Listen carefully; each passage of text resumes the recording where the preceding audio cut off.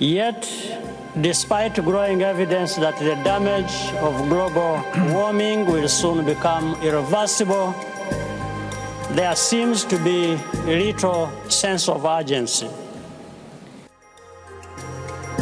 Yet our species has made such powerful and unhealthy changes to this planet that we are increasingly out of harmony with our environment. Rwanda, like the rest of Africa, is ready to prioritize renewable energy. We do this for our own future.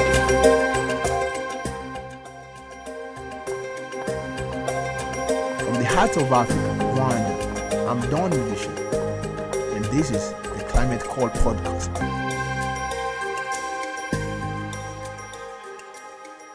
Thank you once again for picking our climate call, and today my guest is marketing experts from GURARIDE. Jed, welcome once again, and it's been a while, man. Thank you very much. Yeah, definitely a while.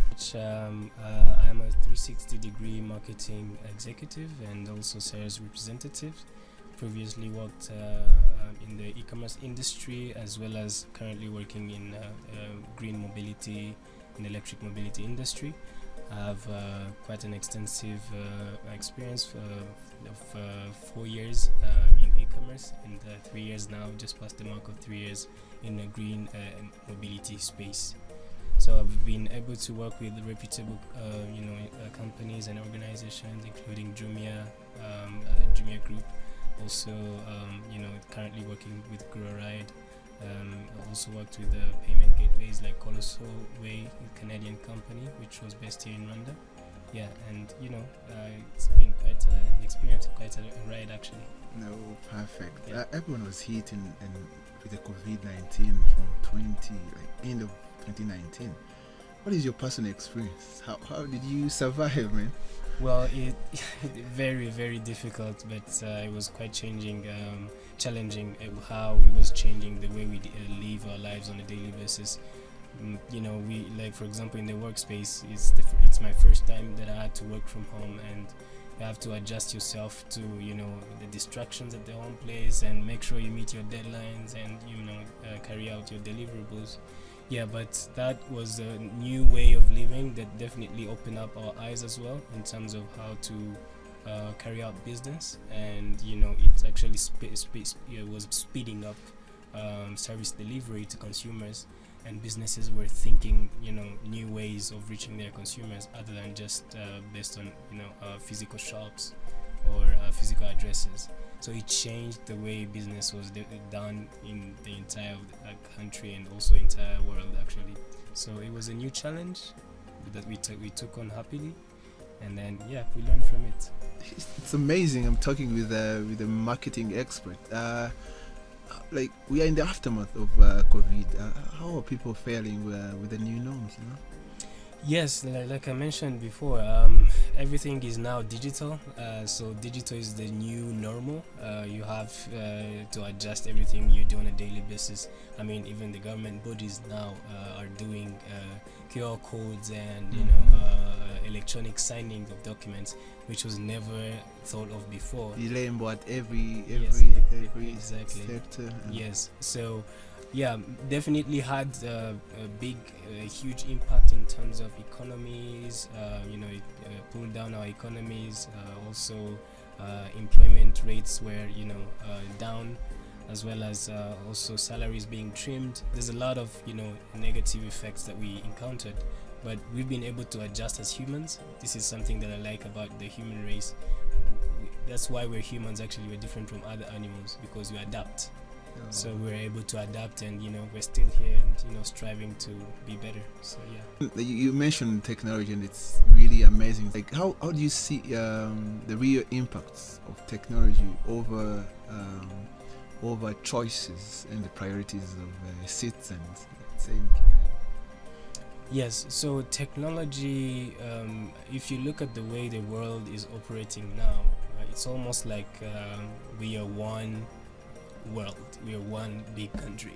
Because like for now, if you see what's happening in Russia and the Russian Ukraine tensions, it directly affects the household consumer here in Rwanda. You can understand how everyone is interlinked, no matter how it's hard for us to admit it or digest it, but that's the new way, that's the new normal. And this also is really triggered by the tech side of things, how economies are interlinked. So we're now currently as one big happy family, and what you do here can affect somebody in the United States or vice versa. So technology is a crucial component, and going forward it's actually going to be the culture. You're in e-mobility sector, isn't it? Yes. Tell us a little bit about it. Electric mobility is it's basically transport options, non-motorized transport options, or in simply non-fuel based transport options.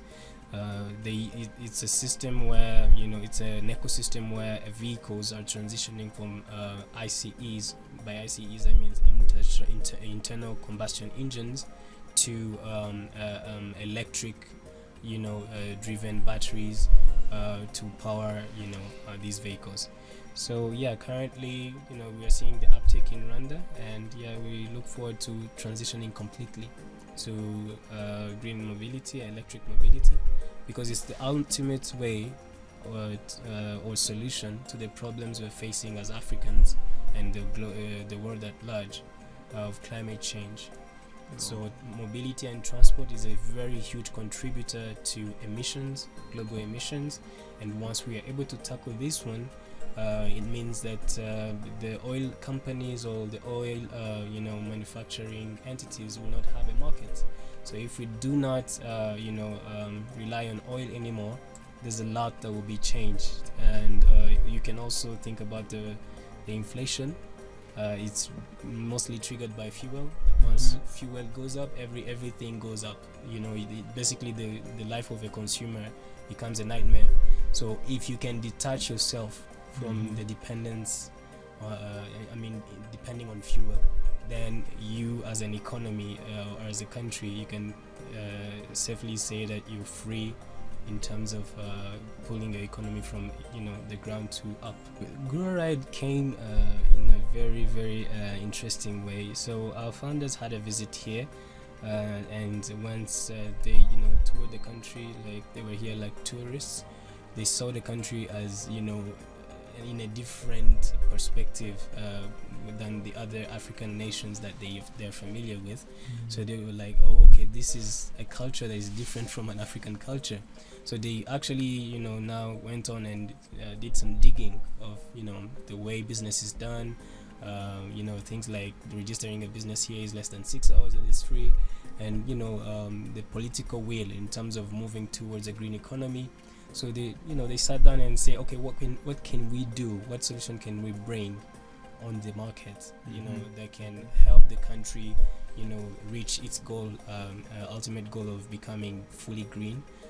It's usually said green Rwanda. And then now, they, based on their experience from elsewhere in the Western world, they thought of like a bike share and micromobility option that can be implemented as a fourth public transport option in the country, and now help the country move from fossil fuel based mobility to other non-pollutant means of transport. This is how GURARIDE was created and adapted to the current market in Rwanda. How anybody can experience a GURARIDE service? Yes, it's pretty much easy. Currently, we have 18 docking stations laid out in the Kigali city.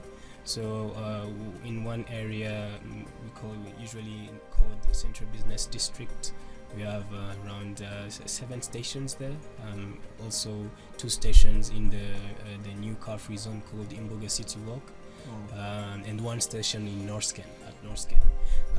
So this display helps users now to take a bicycle from each of our docking station, and they're able to drop it to any other docking station near their destination. So you just need to have a GURARIDE app, and then once you download the app, you can approach one of our station attendants, and they'll facilitate you how to access the bicycle. So it's a less than 1 minute process. Wow, Yes. that's amazing. We are in a secure Rwanda. How does it affect your business operations? The security is a key component. Like, for example, just to immediately give you a very clear example, we haven't lost any bike since we started. We started off with 100 bikes, and none of our bikes has been stolen or vandalized. So it tells you more the culture of the citizens of Rwanda and Kigali.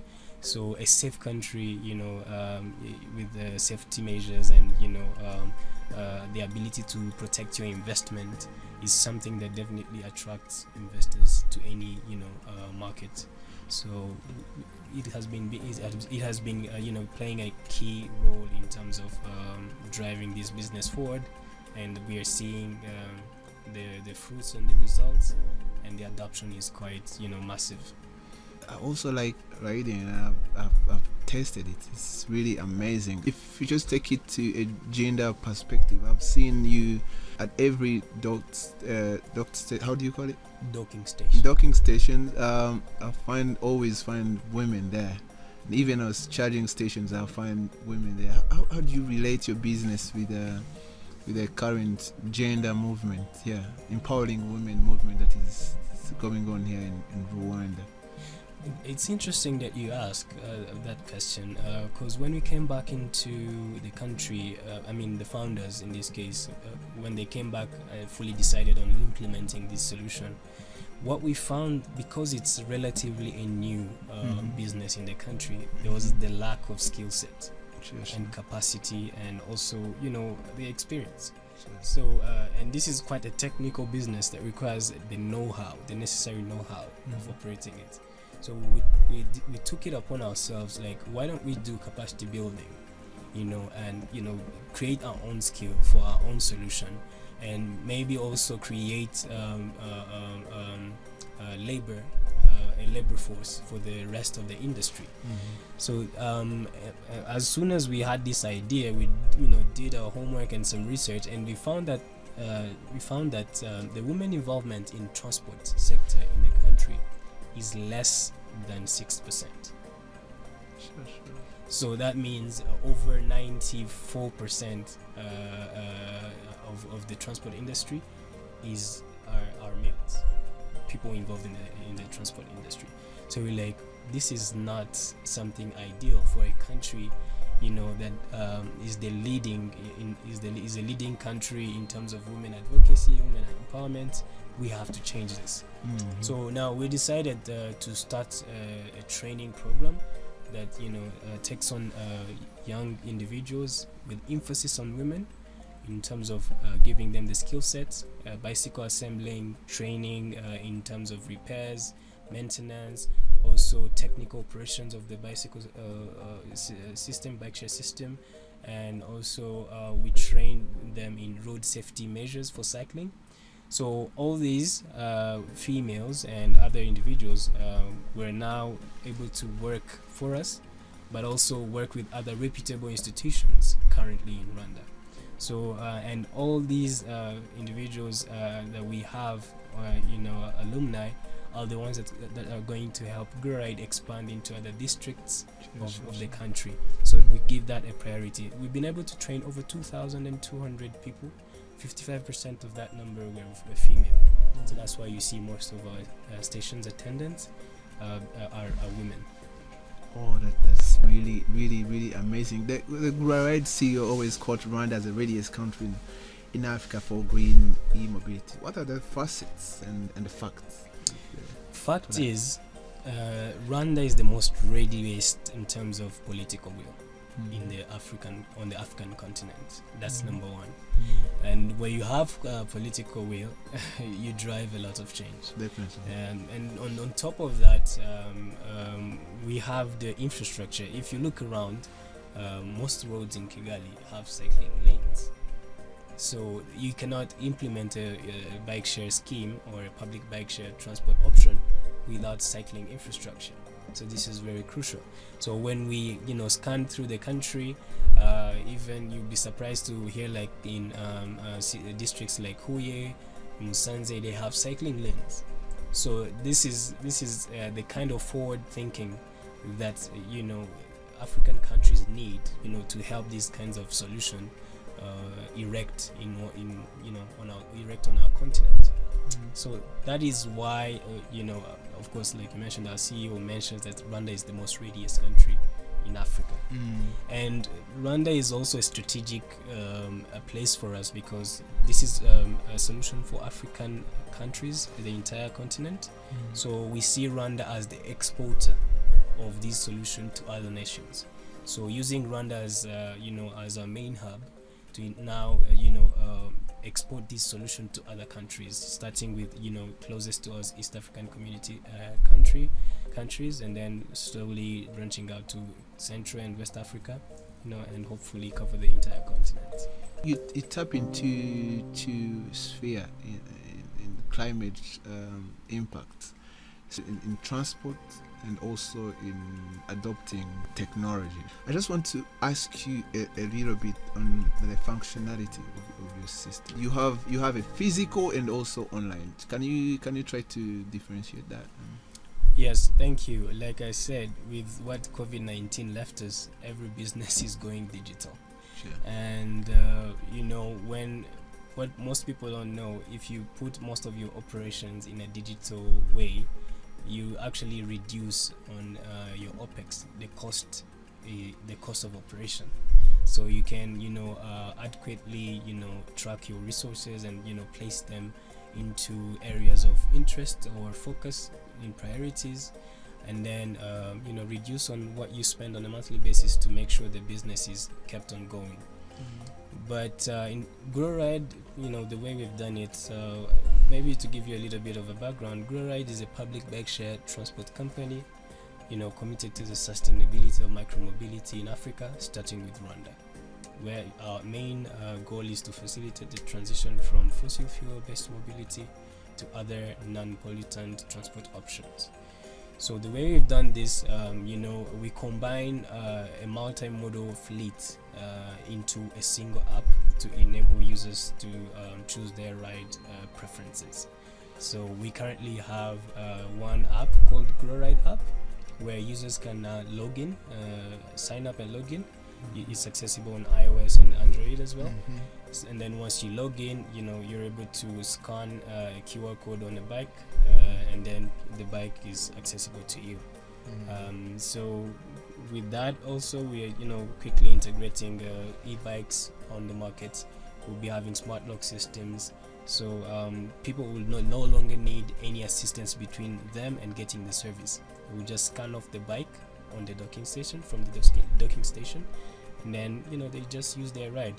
And the app will be able to tell them where they can find parking spots, maybe where there's available bikes, or where there's no bikes as well, so that they can have information that they can use to make decisions while coming to take any of our services.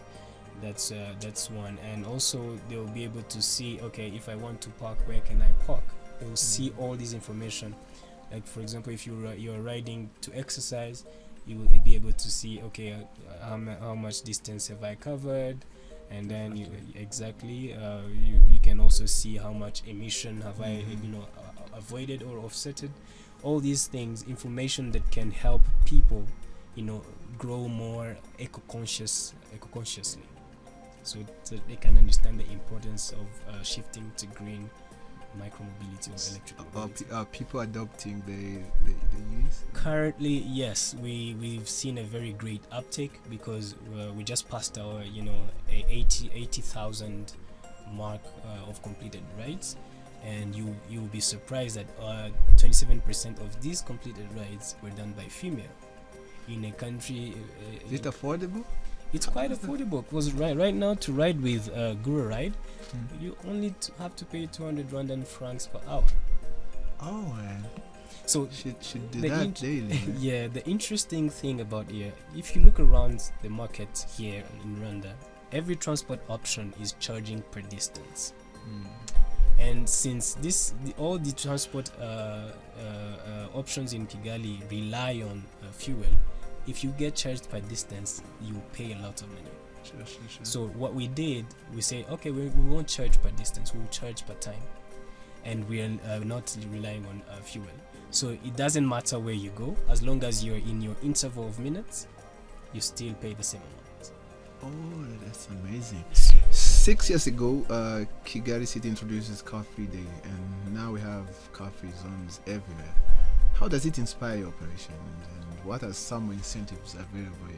Well, I'll give you a short example that will clearly explain to you how it inspires us.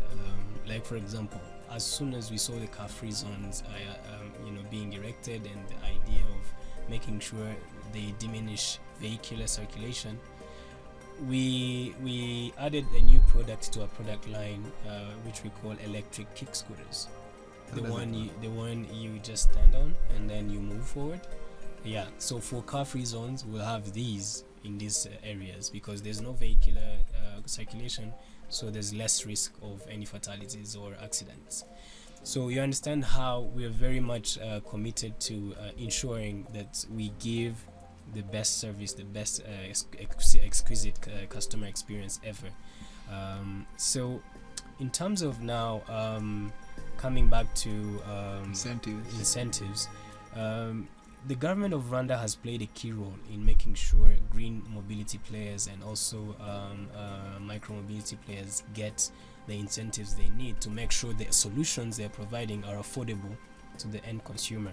For example, right now, to import any electric mobility material, there's tax exemption on importation, and all electric mobility players are enjoying industrial rated tariffs for electricity. So what you pay normally at your household buying electricity is not what you pay when charging your e-vehicle anywhere at any charging point. So there's a lot of incentives promoting this. The government of Rwanda, we really commend the government of Rwanda in terms of pushing this forward to help the adoption be fast. You mentioned e-charging. Do you have these new products? Can you briefly tell us a little bit about it? Yes, so we have electric bikes. So is it the franchise or just your own? No, it's our own. Our product line has the smart bikes that you know of, the ones you see on the street. We call them smart bikes because they don't have a chain. You just use a propeller shaft system to pedal, and their tires do not have air, so they're airless tires, which reduces the maintenance cost. And also we have electric bikes, which we call pedal assisted. So these ones are equipped with a battery, so when you're riding up the hill, the country and Kigali, it's quite a hilly place. So if you want people to adopt this solution as a daily transport option, you need to give them an ease in pedaling because of the hilly landscape. So which is where the pedal assisted come through. So pedal assisted now help you to pedal any type of altitude or a landscape with less to zero or zero to less pedaling effort. So this is the e-bikes. Now they'll be not necessarily taken from the electricity grid currently available. We'll have also a solar component, solar powering strategy, which will be available on our charging lockers, where you can swap your battery from, if maybe you see your battery is somehow depleted, you can easily access the charging locker and replace it on your own. So these charging lockers will be also installed, will have installed solar powering systems, getting electricity from the solar energy, but also a hybrid mode with taking some electricity, because sometimes like in rainy weather, rainy seasons, the sun is limited, so you need to keep the operations going. So that's how it's going to be working. We have our very own President Paul Kagame. He spearheads a Go Green initiative, not only here in Rwanda but globally. How does it inspire GURARIDE? We have different infrastructure in Rwanda, and it's really amazing. But having His Excellency behind every green initiative, it also has an added value, isn't it? It's more than an added value. it's the value itself. I if I can put it that way. You know, His Excellency Mr. Paul Kagame is, you know, quite a leader, and as a Rwandan, I'm proud to be called a Rwandan, and I'm proud to be called a Rwandan alongside him. But when it comes to business, you know, he's a man of action. So what he says is followed up by action. So all these actions, all these incentives we're talking about, all these adoptions, electric mobility solutions, all these that you're seeing currently on the Rwandan market and putting Rwanda on the global market, the global map in terms of this uptake, is driven by his ideology, his visionary, accelerated leadership, and also in terms of forward thinking, you know, thinking of, you know, the future, the scenarios that we don't see now, but, you know, are, you know, in the near future, and you think of them in the present so that you can do something about it. So he's been able to, you know, quite establish a very good business space for anyone actually from the entire universe to come and do business in Rwanda. Before we conclude, Kigali City has many mega green projects like the Green Kigali City and other upcoming projects, like the latest Nyandungu. How does it strike you? Yes, well, that's a very interesting one, because it strikes us as is like what we're doing is in line with what the government is looking to do, is looking for, or is envisioning to have in the future, in the near future. Because, for example, the Nyandungu Eco Park right now, as we speak, we've already expanded to that place, and we currently have our services within the park. Because, as you know, you can't move within the park with any other vehicle aside walking or cycling. So GURARIDE is there. So you understand, the more the uptake of smart cities, green Rwanda, all these main topics that we're discussing about, the more it's, you know, coming into action, the more these solutions and more investors join the field, and these solutions are quickly adopted by the public. Because what we need really is to take the idea of climate change from the political realm and business realm and bring it down to the household ideology, so that the household individual can also be involved really and actively in making sure we are green, we are moving towards or gravitating towards a green economy. Until that happens, we're not really a green economy. There is this there's what we call SD washing, which is performing well in one goal and harming the rest. How do you monitor that within your operations at GURARIDE? Yes, we monitor that on a daily basis, because we try to adjust from our manufacturing processes, supply chain, daily operation, distribution, to ensure that we at least stay carbon neutral in those processes.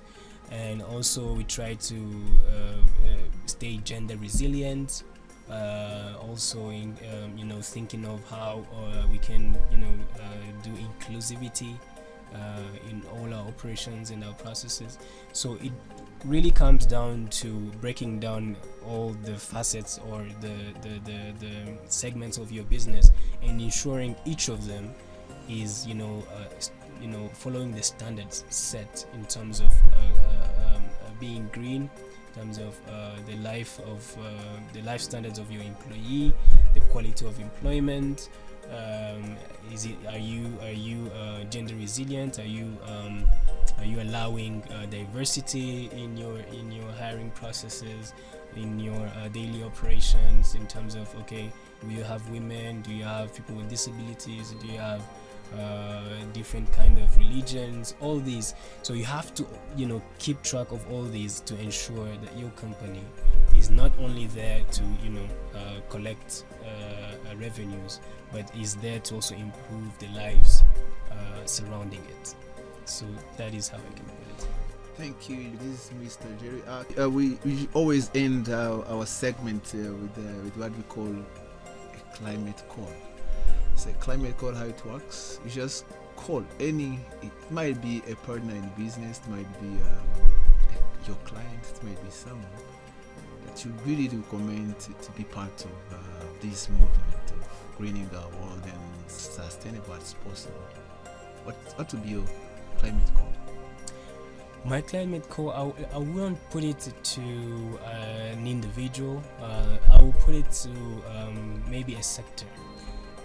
Because, of course, the sector that I've been, mostly working in is transport and logistics for 7 years now. So I'll ask everyone involved in this sector to, prioritize green mobility. There's a lot of processes around this that can help you turn into a green business. You can do retrofitting, you can acquire electric vehicles, you can, there's different ways you can look at it, so that your business is helping the government of Rwanda or the African continent to gravitate towards a green economy. And while doing that, also think about the women involvement in this sector. Like I said, less than 6% of the transport sector in Rwanda are women. Just less than 6%. Imagine. Then our own numbers show us that, for example, motor taxi services, that's only 50 operators in a country that has over 100,000 motorcycles. Only 50 operators we have. So you understand how staggering. It's 0.00 something. So we need to make sure our female compatriots join into this sector as well. Because remember, let me ask you one question: if you empower one woman with just 10,000 on a regular day, give them 10,000 every day, and do you imagine the economic change you're driving in the whole country? Take let's say 1 million houses, give to the female or the wives or the mothers 10,000 every day. This is quite massive. You will change everyone's lives. More kids will go to school. More kids will have good nutrition. More kids will be, will have access to leisure playing, which is also a key component in someone's life. And if you also take that ideology and think about, the transport sector. Currently, the average motorcyclist doing transport services earns 15,000, between 12,000 and 15,000. So if you actually take these women and find a way to put them in this sector, you're giving them that money we're talking about. And huge impact. Very huge impact, and in all sectors. So I really feel like people, the opinion leaders, the business investors, people in political powers, different areas of the society can come together, put their efforts together, collaborate to make sure this happens, and we'll see a very futuristic Rwanda if this happens. Like, what does it take for e-mobility to flourish in African countries? I'll come back to the political will. That's number one. Because I will be clear on this: electric mobility and green mobility is very capital intensive.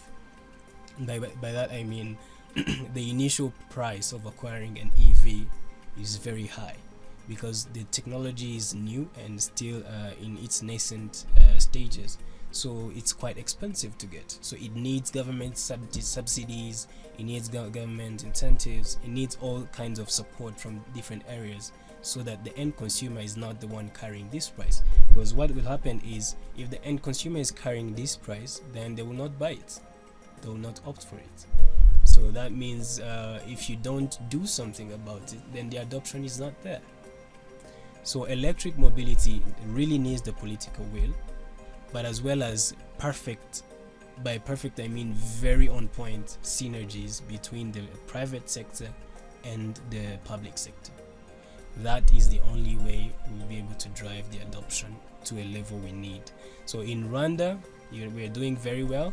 We have different companies in the e-mobility space currently, and we see that the growth is exponential, and we think in the next 10, 20, 30 years we'll be at a very, very commendable level in terms of green mobility. You mentioned partnership, and it's one of the 17 goals of Sustainable Development Goals. And I just want to ask you more about carbon credits. Are you among the beneficiaries of carbon credits here in Rwanda? Are you on the list, or how do they select them actually? There's a whole entire process around carbon crediting. So there's what we call the voluntary market, and also the non-regulated market.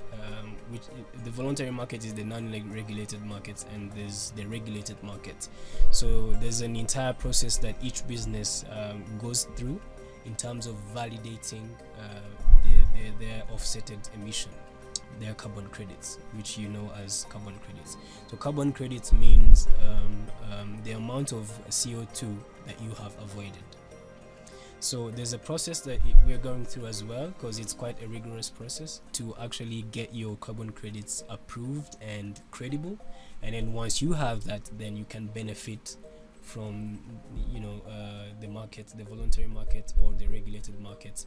But currently, I would say we're currently going into the process of who actually evaluates the carbon standard here in Rwanda? Is it international, or is there's a local? Yes, locally, I think REMA is spearheading this. In collaboration with one of the UN, United Nations arm that is in charge of this.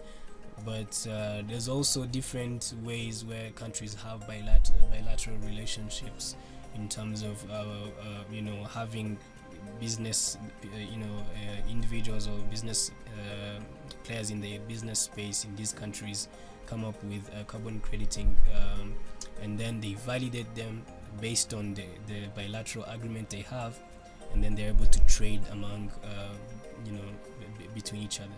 For example, Holland was able to buy carbon credits from Peru. Yeah. So there was an organization in Peru that was in the green mobility space. So they went into a process of validating their carbon credits, and once it was put together, the country paid them, funded this initiative, this solution, but in return the country also agreed that all the carbon credits that will come out of that solution will be owned or claimed by the other country. So that is how it is done. Even this is also existing per business. So a company like, for example, Total Energies can come to a company like GURARIDE or other solutions that we have and say, okay, whatever emissions that you offset in this period of time, let's have an agreement. We own that those carbon credits. So that's how it works. Thank you very much for that contribution. I think it will contribute to the young one who are listening to our program, and thank you very much for coming over and take your time after work. We are at 17 hours now, and I think it's when you pack up your bag and find somewhere to have your coffee or something. What do you take at evening? Well, just casual tea, and I don't really like coffee. But you know how it is with startups. You don't just close office at 5. You keep grinding. You keep working until late hours. You also try gym and stuff? I currently have not tried. I'm a football fan, and also I actively play football. I would call it my gym, if you ask. Yeah. I think you have to make sure you quit single. Don't stay like me, right? Isn't it? That's something to look at. It was a pleasure hosting you, Jerry. Thank you for the platform. Thank you very very much. Yes.